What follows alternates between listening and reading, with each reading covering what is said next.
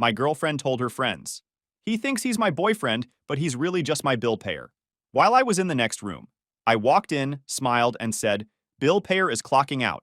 Left my key on the counter. Her friends watched her panic in real time. All right, Reddit, buckle up. This happened 6 months ago, and I'm still processing how spectacularly it all blew up. My girlfriend thought I was her personal ATM with benefits, and I showed her exactly how fast an ATM can shut down when you disrespect the account holder. I'm Kyle, 29, work as an industrial electrician for a manufacturing plant outside Detroit. Decent money, own my truck outright, got my own apartment, no debt besides the mortgage I'm chipping away at. Nothing fancy, but I'm not struggling either. I work rotating shifts, which means some weeks I'm home during the day, other weeks I'm pulling nights. It's not glamorous, but it pays well and gives me enough free time to actually have a life. The job itself is pretty solid. I work with heavy machinery, install and maintain electrical systems for production lines, troubleshoot equipment failures, and basically keep a multi-million-dollar operation running smoothly. It requires constant training, safety certifications that I have to renew every year, and dealing with high-voltage systems that could absolutely kill you if you screw up. But it pays around $75,000 a year with overtime, which in Detroit is enough to own your own place and live comfortably. My apartment is a 2-bedroom about 20 minutes from the plant. Nothing crazy fancy, but it's mine. Bought it 3 years ago when the market was decent, been paying it down steadily ever since. Got a small garage where I can work on my truck, a decent kitchen, and enough space to not feel cramped. The building's quiet, neighbors mind their business, and I've got a parking spot right near the entrance. Perfect setup for a single guy with a stable job. Been with Rachel for about 2 years. Met her at a mutual friend's birthday party, where she was complaining about her car making weird noises. I offered to take a look the next day, fixed her alternator for free, and she insisted on buying me dinner as a thank you. One dinner turned into weekly dates. Weekly dates turned into spending most nights together, and eventually I gave her a key to my place about 8 months ago. Looking back, giving her that key was probably when things started going downhill fast. Having unrestricted access to my place seemed to flip some kind of switch in her brain, where my apartment became her apartment, my money became our money, and my life became something she could control. Big mistake. Huge. Rachel worked retail management at one of those boutique clothing stores in the mall. The kind where a t-shirt costs $80 and they call it curated fashion. She made okay money, but nothing close to what I pulled in, which became a problem I didn't see coming until it was too late. Her job was basically standing around folding expensive clothes, managing a team of part-timers who couldn't care less about the job, and dealing with entitled customers who thought dropping $200 on jeans made them royalty. She'd come home complaining about her boss, her coworkers, the customers, the corporate policies, everything. But she refused to look for something better, because this job had flexibility and wasn't too demanding. Translation, she could spend half her shift on her phone and nobody really cared as long as the clothes got folded. The first few months were great. She'd come over after her shifts, we'd cook together, watch movies, talk about our days. Normal relationship stuff. She seemed to appreciate that I had my life together, that I wasn't some deadbeat living in my mom's basement playing video games until 3 a.m. But somewhere around the 6-month mark, things started shifting. Little comments here and there. Nothing big enough to fight about, but enough to make me notice. Like the time we were at Target, and I grabbed the store brand pasta instead of the name brand. She made this face and said, "Really? You can't spring for the good stuff?" I laughed it off and explained that pasta is pasta, but she got weirdly quiet for the rest of the shopping trip. Pouted in the car like I'd personally insulted her by choosing to save $3 on noodles. Or when my buddy Chris invited us to his lake house for the weekend, and Rachel spent the entire drive complaining that we should have rented a place in the Bahamas instead. I reminded her that not everyone has Bahamas money, and she hit me with, "Well, maybe you should work on that." Work on that? Like I was deliberately choosing to not be rich out of spite. Then there was the time we went to dinner at this mid-range Italian place I really liked. Good food, reasonable prices, nothing fancy but solid. Rachel spent the whole meal comparing it to some expensive restaurant her coworker had gone to the week before. Brittany said the lobster ravioli at Giovanni's was amazing. We should go there instead next time. That place costs like $50 a plate, I said. So? We can afford it. We. Like her retail salary was contributing anything to this theoretical dinner budget. The financial dynamic started getting uncomfortable. She'd suggest expensive restaurants and get annoyed when I'd counter with cheaper alternatives.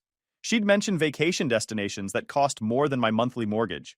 She started making comments about her friends' boyfriends who had better jobs, or nicer apartments. I work with high-voltage electrical systems. One wrong move and I'm not going home. My job requires constant focus, safety certifications, and dealing with equipment that could literally kill someone. But according to Rachel, it wasn't impressive because I didn't wear a suit to work. Meanwhile, she's folding overpriced jeans for a living, but somehow I'm the one who needs to step up my career game. Things really ramped up when I started covering more of her expenses.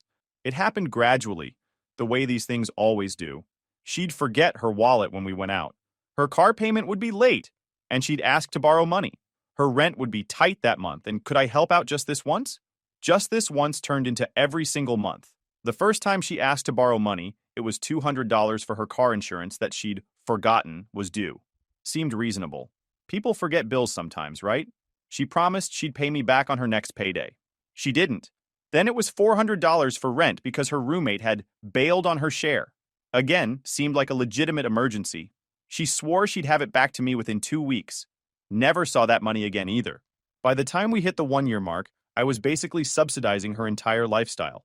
Her rent, her car payment, her groceries, her gas, her nights out with friends. She'd dress it up in different ways to make it seem less obvious. Can you get dinner tonight? I'll get it next time. Next time never came. My credit card is maxed out. Can you cover this and I'll pay you back? The payback never materialized. I started keeping a mental tally after the 6-month mark, just out of morbid curiosity. Average month? I was probably dropping around $800 to $1,000 on Rachel's expenses on top of everything I paid for our actual dates and activities together. Some months it was worse. Like that time she needed a new laptop for work that somehow cost $1,500, and I ended up paying for half of it because she didn't have credit card space left. I'm not stupid. I saw what was happening. But I loved her. And when you love someone, you want to help them out, right? That's what I told myself while I was basically funding her entire lifestyle. My friends noticed before I did. Chris would make comments about how Rachel always conveniently forgot her wallet. My coworker Brian asked me point blank one day why I was dating someone who treated me like an ATM. Even my mom, who usually stayed out of my relationship business, pulled me aside at Thanksgiving and asked if Rachel ever paid for anything.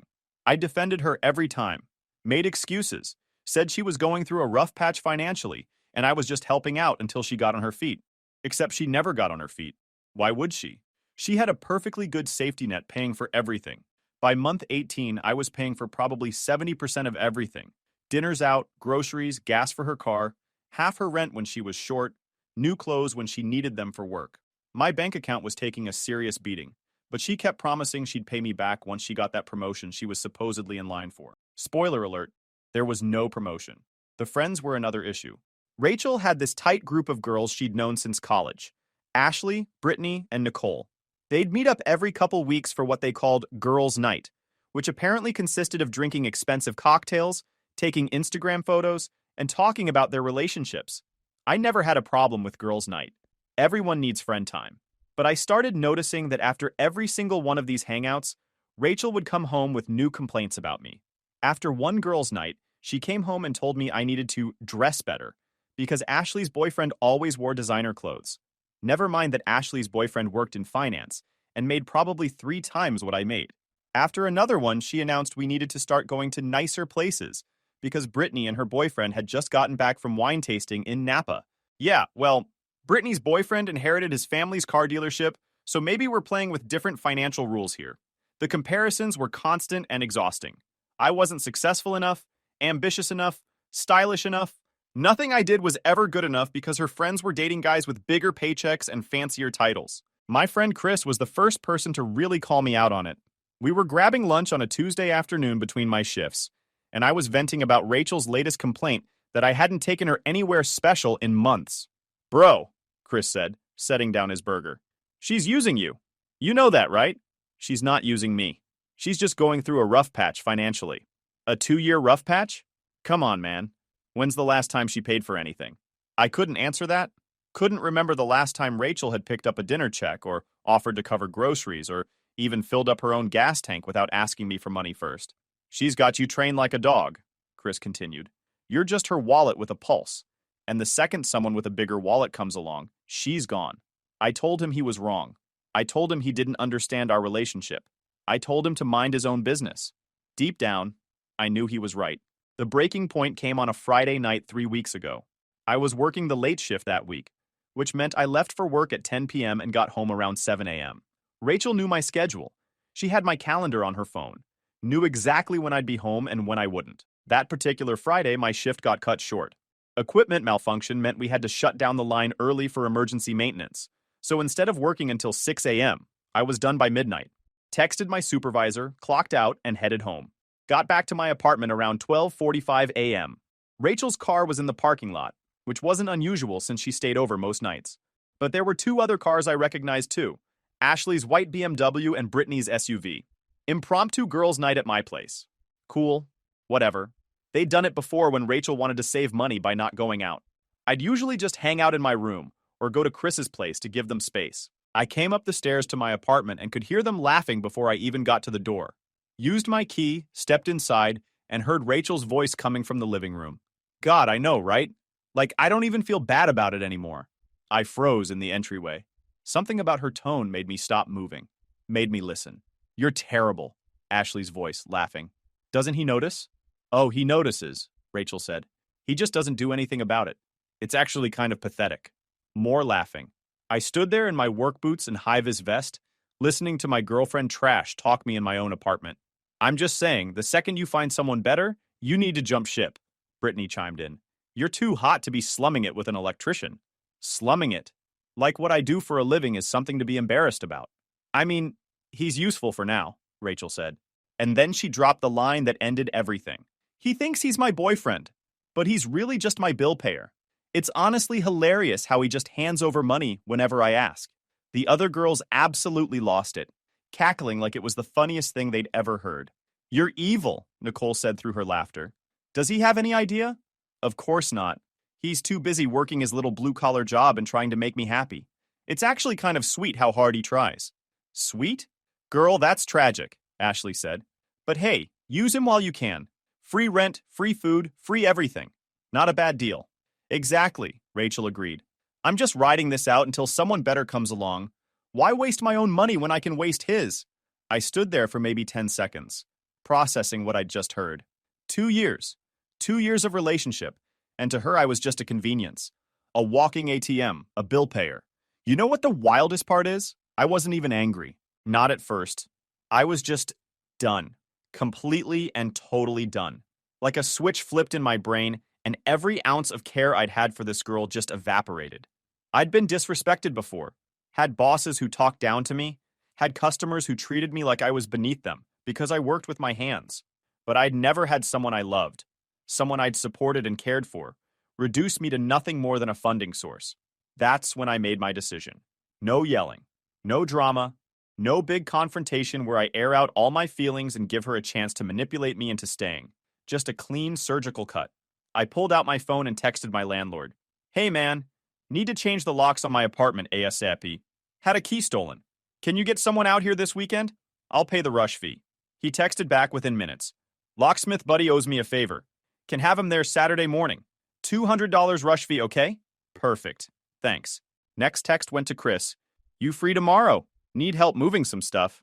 Always. What's up? Tell you tomorrow. Then I walked into my living room with the calmest smile I could manage. All four of them looked up at once. Rachel's face went through about 6 different emotions in 2 seconds. Surprise, confusion, guilt, fear, and then this weird attempt at innocence. Kyle, oh my God, you're home early. We were just having a girls' night, I hope that's okay. Ashley and Brittany looked uncomfortable, probably wondering how long I'd been standing there. Nicole at least had the decency to look embarrassed. I just stood there, looking at Rachel, the girl I'd been supporting for nearly 2 years. The girl who'd been draining my bank account while laughing about it with her friends. The girl who saw me as nothing more than a convenient paycheck. Bill payer is clocking out, I said. Calm, casual. Like I was announcing I was going to grab milk from the store. Her face went white. What? I pulled out my apartment key, the one I'd given her 8 months ago when things were still good, and set it on the coffee table in front of her. Didn't throw it. Didn't slam it down. Just placed it there, nice and gentle. I'm assuming you heard, Rachel started. Every word, I interrupted. And honestly, I'm grateful. Saved me from wasting any more time on someone who sees me as a walking wallet. Kyle, wait, let me explain. Nothing to explain. You laid it out pretty clearly. I'm just your bill payer, right? Someone to use until someone better comes along? Yeah, I heard that part too. Ashley tried to disappear into the couch cushions. Brittany suddenly found her phone very interesting. Nicole looked like she wanted to melt into the floor. You weren't supposed to. I didn't mean. Rachel was stammering now, standing up, trying to figure out how to spin this. Save it, I said. I want you out of my apartment in the next 30 minutes. Take whatever's yours. Leave the key. We're done. You're being ridiculous. We can talk about this. Nope. We're way past talking. I heard exactly what you think of me. And honestly, I'm good. You're free to go find that someone better you mentioned. Good luck with that. Where am I supposed to go? It's almost 1 a.m. I looked at her friends, still sitting on my couch like statues. I'm sure one of these ladies can help you out. They seemed pretty entertained by the whole bill payer situation, so maybe one of them can pay for your Uber. The panic was setting in now. Real, actual panic. Kyle, please, I was just venting. Girls say stupid things when they're together. It didn't mean anything. It meant everything. 30 minutes. Clock's ticking. I walked into my bedroom, shut the door, and immediately started texting. First to my bank, using their app to remove Rachel's name from my Venmo contacts and block her from requesting money. Then to the few subscription services I'd been paying for her. Streaming accounts, meal kit delivery, the premium gym membership she just had to have. Canceled. All of it. Felt better with every confirmation email. I could hear muffled arguing in the living room. Rachel was clearly freaking out, and her friends were probably trying to figure out how to salvage the situation. Not my problem anymore. Exactly 28 minutes later, I heard my front door close. Peeked out to make sure they were really gone. And yep, apartment was empty, except for the key sitting on my coffee table exactly where I'd left it. Picked it up, pocketed it, and texted Chris. Change of plans. Can you come over tonight instead? Need to celebrate. This is about Rachel, isn't it? Oh yeah. Be there in 15. I'm bringing the good pizza. Chris showed up with 2 large pizzas, garlic bread, and the biggest grin I'd ever seen. Dude, I'm not gonna lie. I've been waiting for this day since you introduced me to her. Why didn't you say something? I did say something. Multiple times. You just weren't ready to hear it. Fair point. We spent that night eating pizza and going through my bank statements from the past 2 years. It was brutal. Rent money I'd loaned her. $8,400. Dinners and dates I'd paid for. Probably another $6,000. Her car payment that one time it was late. $380. Random shopping trips where she forgot her wallet. Too many to count. Conservative estimate? I'd spent over $20,000 on Rachel in 2 years. $20,000. Dude, Chris said, looking at the final total. You could have bought a boat. I don't want a boat. You could have taken a month-long vacation to Europe. I don't want... You could have had the world's most expensive gaming setup and still had money left over. Okay, that one stung a little. The point is, Chris continued, you were funding her entire lifestyle while she was laughing about it with her friends. You did the right thing, man. Clean break, no drama, just done. He was right. I'd handled it exactly the way it needed to be handled. No yelling, no begging, no giving her a chance to manipulate me into staying. Just a calm, definitive end. The locksmith showed up at 9 a.m. on Saturday like my landlord promised. Changed all the locks, gave me 3 new keys. $200 well spent. The messages started around lunchtime. Rachel. Kyle, please can we talk? I know you're upset, but you're blowing this way out of proportion. Rachel. I didn't mean what I said. I was just trying to sound cool in front of my friends. Rachel. You're really going to throw away 2 years over one stupid comment? Rachel. This is so immature. We're adults. We should be able to work through this. I didn't respond to any of them. Watched them come in, read them, deleted them, moved on with my life. The texts kept coming throughout Saturday. Every hour or so, another message. Each one more desperate than the last. Kyle, please. I made a mistake. Don't I deserve a second chance? You're being cruel. I'm literally crying right now, and you won't even talk to me. Fine. If you want to be petty about this, be petty. But don't act surprised when you realize what you gave up. That last one made me laugh. What I gave up? I gave up being someone's personal bank account. Real tragic loss there. Sunday morning. Kyle, I left some of my stuff at your place. I need to come get it. Mail me your address, I'll box it up and ship it. That's ridiculous. I can just come pick it up. Locks are changed. You're not coming to my apartment. You changed the locks? Are you serious right now? Dead serious. Mail me your address or I'm donating everything to Goodwill. Radio silence for about 6 hours. Then, I'm staying with Brittany. Here's the address. I spent Sunday afternoon boxing up everything Rachel had left at my place. Clothes, toiletries, that stupid decorative pillow she insisted I needed for my couch, a few books, some makeup. Packed it all up nice and neat, sealed the boxes with packing tape, and hauled them to the post office Monday morning. Found some interesting stuff while packing too. Credit card bills shoved in my desk drawer that she'd apparently been hiding.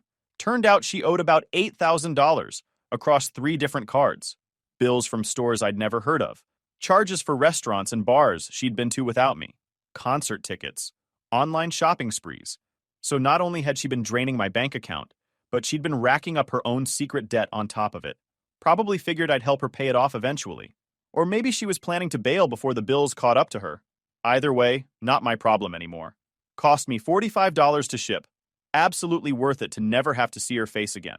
Monday evening, my phone rang. Unknown number. Against my better judgment, I answered. Kyle, it's me. Please don't hang up. Rachel. Yes.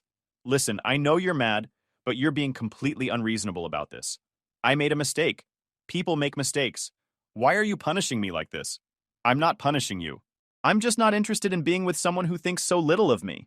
That's not fair. You know I care about you. You called me your bill payer. You told your friends you were using me until someone better came along. Which part of that screams I care about you? Silence. She literally had no response to that. You're twisting my words, she finally said, voice getting shrill. I was venting to my friends. Girls talk like that sometimes. It doesn't mean anything. It meant everything. It meant exactly what you think of me. You laid it all out perfectly. But I didn't think you'd hear it. If you'd known I was listening, you would have lied better. That's the problem, Rachel. You're not sorry about what you said. You're sorry you got caught saying it. More silence. I could hear her breathing on the other end, probably trying to figure out which manipulation tactic to try next. I love you, she said quietly. I know I screwed up, but I do love you. Doesn't that count for something? No, it really doesn't. Love isn't just words, Rachel. It's actions. And your actions have been pretty clear for the past 2 years. So that's it? We're just done? You won't even give me a chance to make this right? That's it. We're done. Lose my number. I hung up and blocked the number. Felt good. Felt really, really good. The next few days were quiet. I went to work, came home, hung out with Chris, started actually enjoying my apartment again without Rachel's constant complaints about how I could make it nicer or better or more impressive. Started cooking actual meals for myself instead of constantly eating out at expensive restaurants she wanted to try.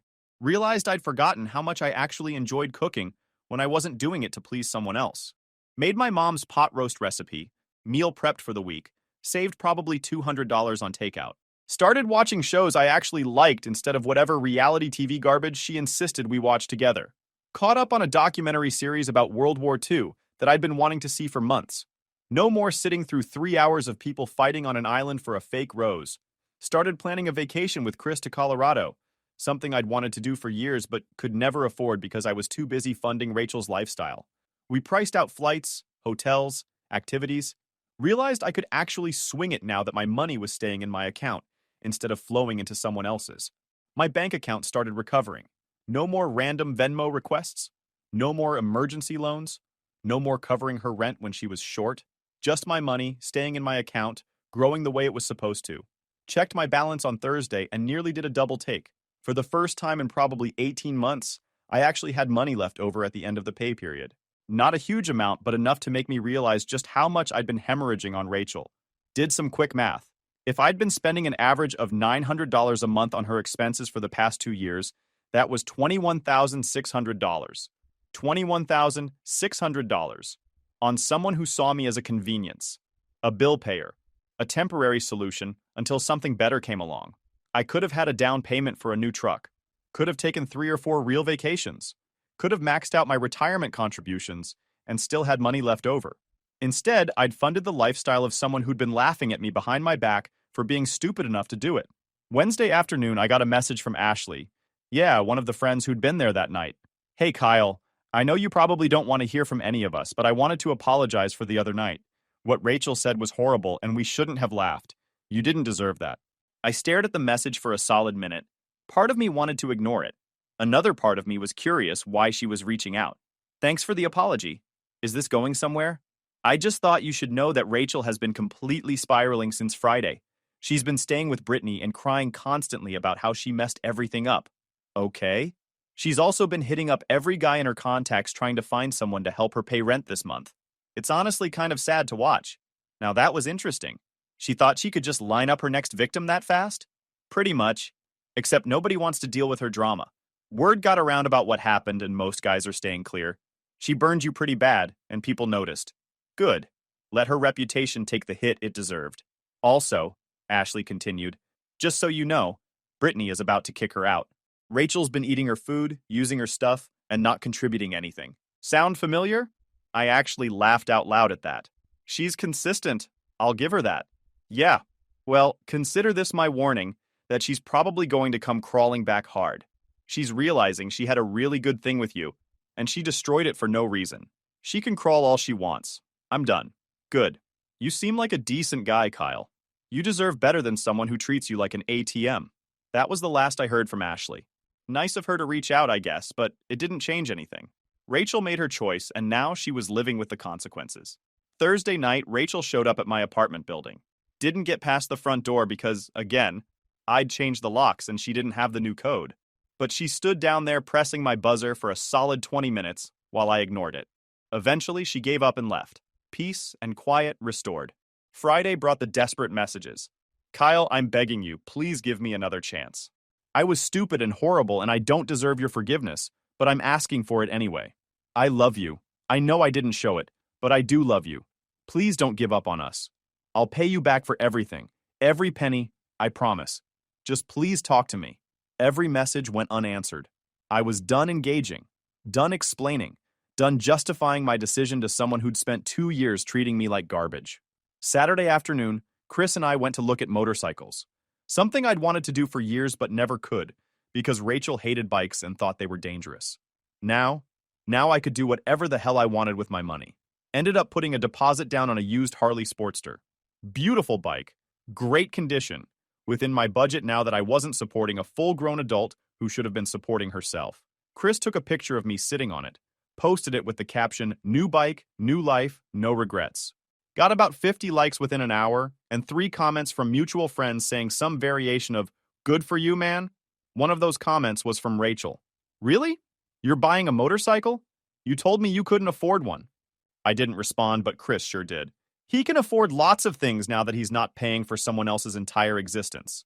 Rachel deleted her comment within minutes. Too late. The damage was done and everyone could see it. Sunday morning, I woke up to a long, rambling voicemail from Rachel. She'd called at 3 a.m., crying, drunk from the sound of it, apologizing and begging and promising to change. It was honestly pathetic. Deleted it without listening to the whole thing. Monday was 3 weeks since I'd kicked her out. 3 weeks of her trying every manipulation tactic in the book to get me back. 3 weeks of me standing firm and not budging an inch. The final message came Monday evening. Fine, you win. I get it. You're never going to forgive me. I just want you to know that you're making a huge mistake. We were good together, and you're throwing it all away because of one bad night. Hope you're happy with your decision. I was. I really, really was. Blocked her number. Blocked her on social media. Blocked her friends. Blocked anyone who might try to play messenger. Clean break. No looking back. Work was going great. My supervisor pulled me aside Tuesday afternoon and told me I'd been nominated for a safety award for my handling of an equipment malfunction that could have resulted in serious injuries. Came with a $2,000 bonus and recognition at the company meeting. $2,000 that was mine to keep, mine to spend, mine to save. Nobody's handout asking for it. Nobody making me feel guilty for not sharing it. Took Chris out for a nice dinner that weekend to celebrate. Steak, good beer, the works. He raised his glass and said, "To being appreciated for who you are, not what you can pay for." Amen to that. So when's the bike getting delivered? Next weekend. Want to go for a ride? Obviously. I've been waiting for you to pull the trigger on a bike since high school. Life was good. Really good.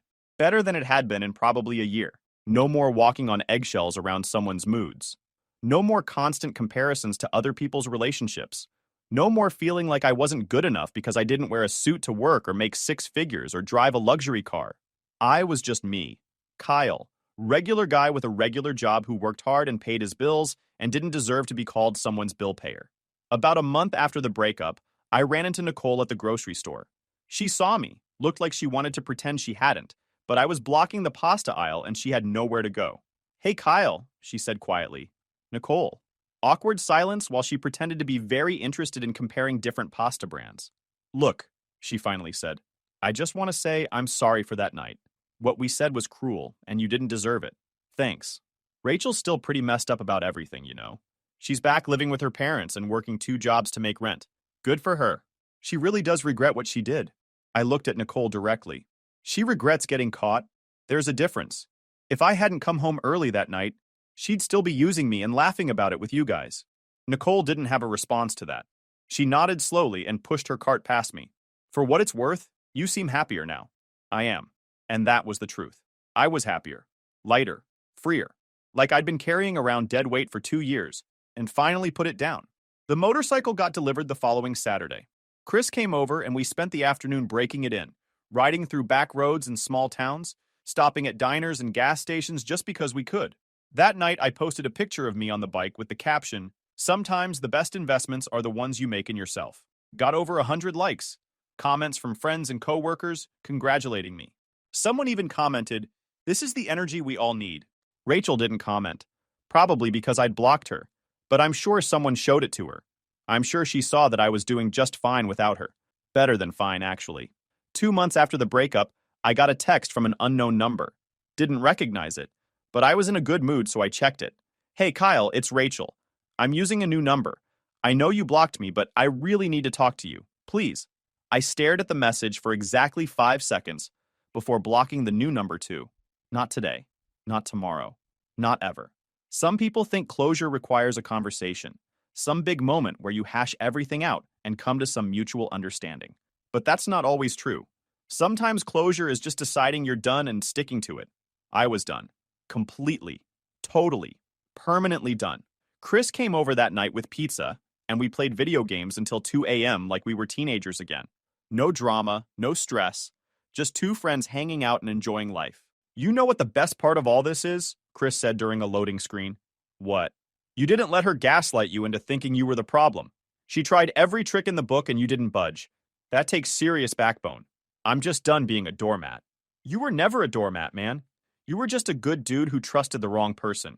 There's a difference. Maybe he was right. Maybe I wasn't a doormat. Maybe I was just someone who loved the wrong person and had the sense to walk away when that love wasn't reciprocated. Either way, I was free. Free from someone who saw me as nothing more than a funding source.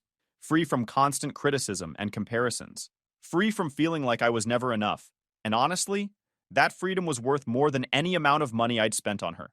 3 months after the breakup, I was at a work event celebrating the safety award I'd won. Good food, good company, actual recognition for the work I did. My supervisor gave a whole speech about how my quick thinking had prevented a major accident, how my dedication to safety protocols set an example for the whole team. Standing ovation, actual, real appreciation for who I was and what I did. On my way out, I checked my phone. Another text from another unknown number. "Kyle, this is Brittany. I know you probably don't want to hear from me, but I wanted to let you know that Rachel tried to do the same thing to someone else. She started dating this guy about a month ago, and she's already asking him to pay for stuff and cover her bills. Thought you should know you weren't crazy or overreacting. She really is like that." I read the message twice. Part of me felt vindicated. Another part of me felt bad for whoever this new guy was, about to learn the same expensive lesson I did. But mostly I just felt grateful that it wasn't my problem anymore. I texted back, "Thanks for letting me know. Hope he figures it out faster than I did." Brittany responded immediately, "Her new boyfriend is one of Ashley's friends. We already warned him. He dumped her yesterday. She's currently having a meltdown at her parents' house. Karma's a beautiful thing. Couldn't have happened to a nicer person," I replied. "Agreed. You seem like you're doing well, Kyle. Good for you." I didn't respond after that. Didn't need to. The conversation was over, and so was that entire chapter of my life. 6 months later, and I'm writing this on my couch in my apartment. My apartment that I pay for with my money from my job that I'm proud of. The Harleys parked downstairs, waiting for the weekend when Chris and I are planning a road trip up to Mackinac Island. Guys, we are so close to hit 100,000 subscribers on this channel. If you are not subscribed to the channel, please consider subscribing. It really helps hit that 100,000 mark. Thanks for making this dream come true.